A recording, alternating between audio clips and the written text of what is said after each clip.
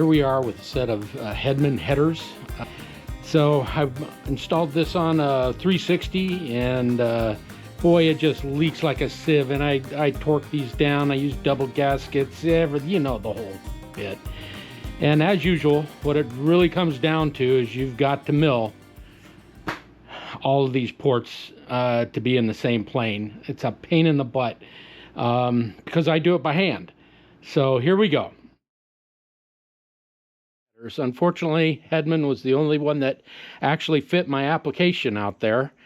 So I got to put up with these things, and I don't know, as everybody knows, you can't get these things to seal up.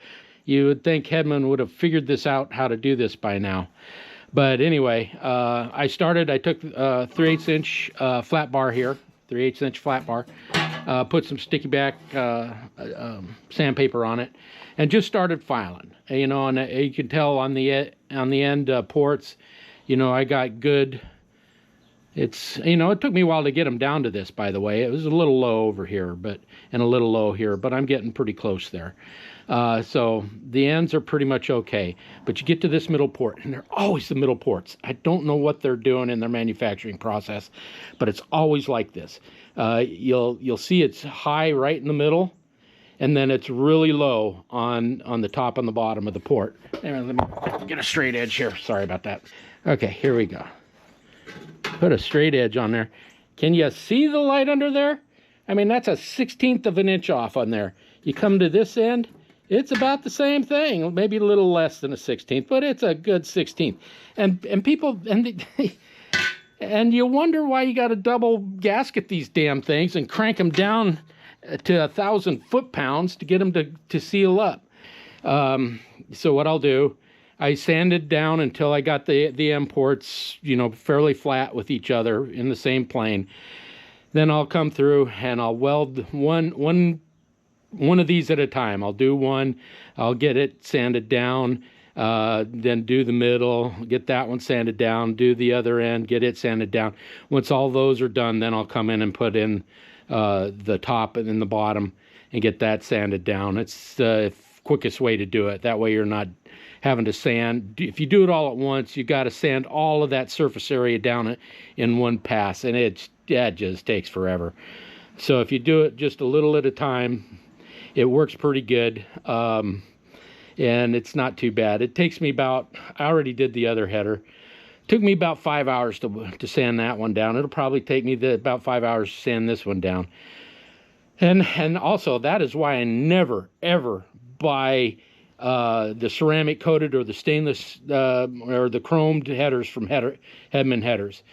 Always get just the regular old steel ones. Do your mods on it. And what is it called? Hot Jet, I think, does it.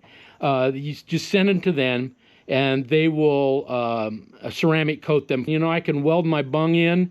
I can do a little pounding on these to make sure my bolts, I can get on them with a wrench.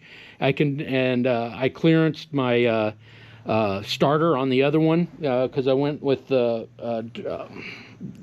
gear reduction starter, which don't fit behind these. You gotta bang it about an inch swath on it, shove it in about a 1/4 inch, and you know your gear reduction starters will fit.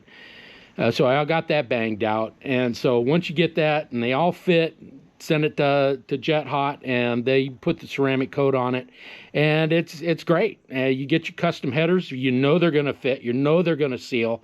They got the bungs in it where you want the bung in it, the O2 bung, and then you get your ceramic coat, and it's both inside and outside, and that's awesome. All right, so here we are, the finished product. We got these all sanded down level. They're all in the same plane.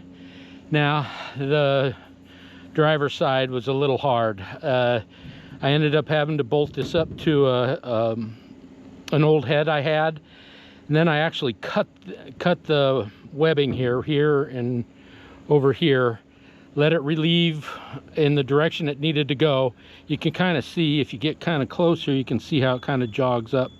Does it on this side too. And as I welded on it, it kept moving. The heat just kept moving it. So this was my solution. I bolted it up to it, cut the web, and then re-welded them. And now it's sitting perfectly flat, and it's a good thing. So that's looking pretty good. These things are ready. I got my bungs in down there. There's one down there on the other end. And so these things are ready to ship out and get ceramic coated. All right, there you go, guys. Have a good one.